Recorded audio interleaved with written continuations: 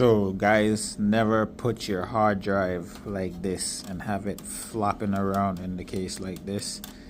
The boxes sometimes come with their own little mini hard drive bracket that you can put them in.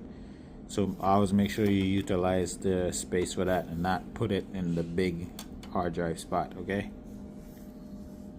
Alright guys, so that's how you would go about mounting the smaller hard drive, the SSD, in its own compartment, and then you have the large one that we took out and swap it out for SSD.